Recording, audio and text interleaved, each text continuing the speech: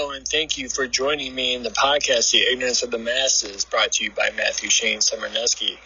In this podcast, I will be discussing various topics related to the occult, in such contexts as movies and literature. I will also be discussing the topic of astrotheology and syncretism. I hope that you enjoy listening to the podcast and everybody can learn something together. Thank you for this opportunity. Have a great day. How's everyone doing today? So, great to be here. I appreciate everybody who listens. I do apologize for not having posted an episode for some time. I've been a little busy with other projects as well. This is The Ignorance of the Masses, brought to you by Matthew Shane Simoneski. Today, I'm going to be discussing a number of topics which are sort of a deeply occult in nature. I'm not going to say that you can't find this anywhere else, because it's there for anybody that has eyes to see and ears to hear. It's all written by ancient philosophers, and the stories have just been told over and over again. Even the story of Noah's Ark is the same story of the Christ. It's the same story. Noah's Ark is nothing more than the zodiac, the higher spiritual ethereal planes.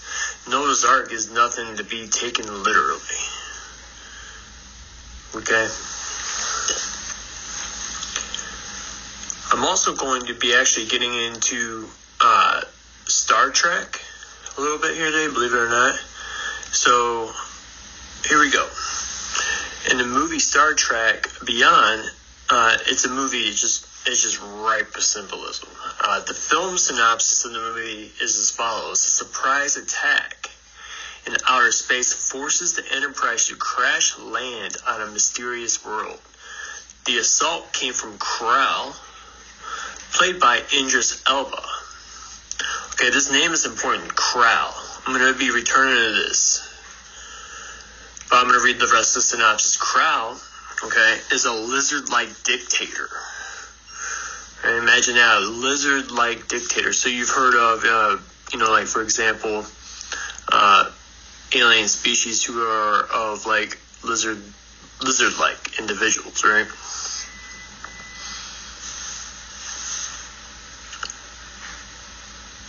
These individuals derive its energy by sucking the life out of its victims, right? And the lizard-like people, if I'm not mistaken, I have to actually go back and look, but are the opposite of the Anunnaki, like the rivals of the Anunnaki, if I'm not mistaken. Not the Anunnaki themselves, but the rivals of the Anunnaki. But moving on, KRAL needs an ancient and valuable artifact. Okay, they need this artifact, which is called the Abronoth, right? And the Abronoth, it's an ancient bioweapon of mass destruction, right? Created by the quote-unquote ancient ones, which, of course, the ancient ones I've already spoken on the ancient ones in previous podcasts in relation to H.P. Lovecraft. So, this weapon created by the quote-unquote ancient ones of Almatid, it quite possibly might not be intentionally constructed to be a weapon of mass destruction. It quite possibly may have just faltered like that to look like it was a weapon of mass destruction, which this isn't a new theory. People have discussed this before, but they've never discussed this in the topic of the dark solar disk, right? They've never discussed it in this context, because they've always they've put this in the movie though. If you look at a few scenes in the movie, the dark solar disk is in the movie a multitude of times. if you watch closely. You have to really observe the movie. It's in there. You can't miss it if you look.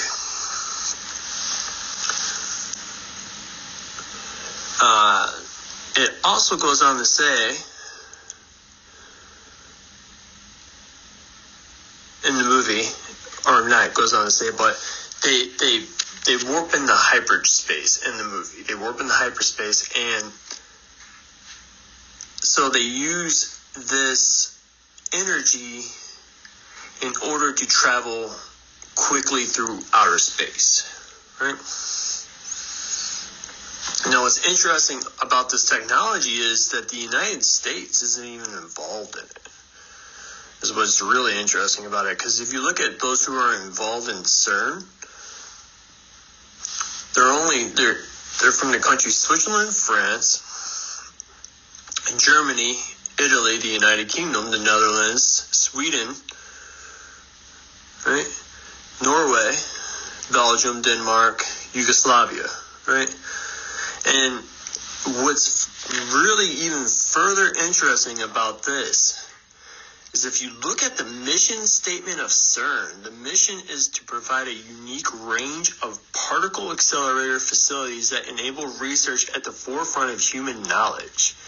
Okay, to perform world-class research in a fundamental physics, unite people from all over the world, right? Instead of outer space. So not to unite people all over the galaxy, they want to unite people all over the world to push the frontiers of science, right? Which is exactly the same thing as saying to boldly go where man has gone before. It's saying the same thing, to perform world-class research in fundamental physics, unite people from all over the world, and to boldly go where no man has gone before by saying, pushing the frontiers of science, right? And technology for the benefit of all.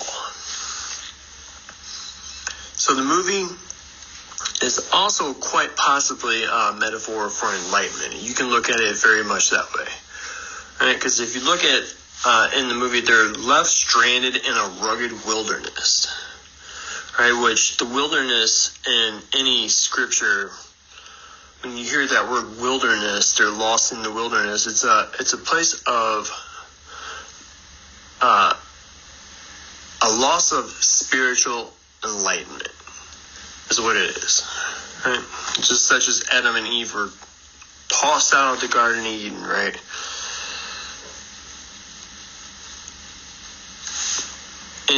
But they're really, if you look at that story, it's kind of saying like they're actually cast into the wild, right?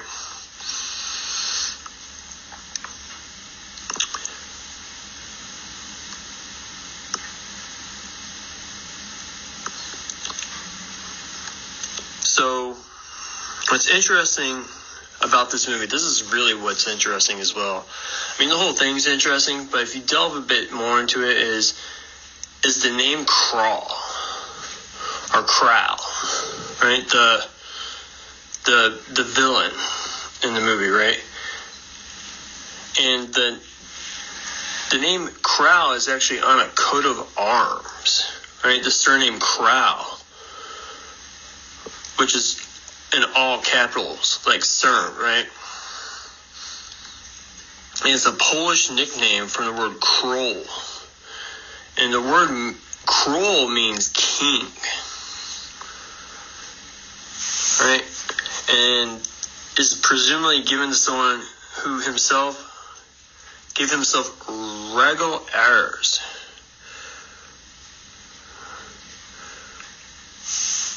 But this means, actually, regal actually means kingly, right? This pertains to a king, right? And it means royal of a king, from genitive regus, king, from pi root reg, move in a straight line, with derivatives meaning to direct in a straight line, thus to lead, to rule.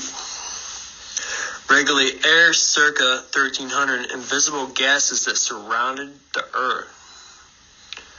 From Old French air, atmosphere, breeze, weather. From Latin air, A-E-R, air, lower atmosphere, sky. From Greek, A-E-R, generative aeros, mist, haze, clouds, later atmosphere. Perhaps related to anai, to blow, breath, which is of unknown origin. Now, if you recall in the scriptures, that what happens is to the individuals that are first placed upon this planet is that they have life breathed into them, right? So the word also derives from gas, quote unquote, in atmosphere, from Anglo-Norman aere, A-E-I-R, or E-Y-E-R. Old French aere, ear, E-I-R, from Latin A-E-R, from ancient Greek A-E-R, wind, atmosphere, displaced. Native Middle English luft, lift, air, from Old English lift, air, atmosphere, Middle English loft, air, upper region, from Old Norse loft, air, skyloft. In the movie, what you have is you have their ship, which it goes into very high levels, and then in the movie it descends, right? It crashes into the city, which is another metaphor for a loss of enlightenment. They crash not into the wilderness, but they do crash in the wilderness actually at one point in that movie, I'm not mistaken. But there's also a scene in that movie where they crash into the city. Right? So more to a lift, aloft. The name was originally derived from the Germanic personal name KROL, meaning man, which was Latinized as KROLOS. The name was popular at an early date due to the fame of Emperor Charlemagne. The name was popular at an earlier date. In the old form, Charles was briefly introduced to England by the Normans, but was rare during the main period of surname formation. It was introduced more successfully to Scotland in the 16th century by the Stuarts, who had strong ties with France. The name was not in use among the general population in Scandinavia countries and was restricted to the nobility. It has now spread widely and has many variant spellings. There are many variants of the name, which include KROL, Crowley, KRAL, Crowley, KROL, Korolinkio, and Crowley, which is interesting because it also sounds a bit like, I'm not going to say for sure, but this actually sounds like Crowley, as in Aleister Crowley. They sound similar. KROL, Crowley, right? Spelled with the K instead of a C. The earliest Polish surnames were patronymic. The personal names from which they derived were mainly Slovak. But as the Middle Ages progressed, traditional Slavic given names began to give way to saints' names, mainly of Latin origin. Surnames derived from Slavic personal names are of early origin and tend to be borne by aristocratic families. Surnames, as we know them today, were first assumed in Europe from the 11th to the 15th century. The employment in the use of the second name was a custom that was first introduced from the Normans. They themselves had no longer adopted them.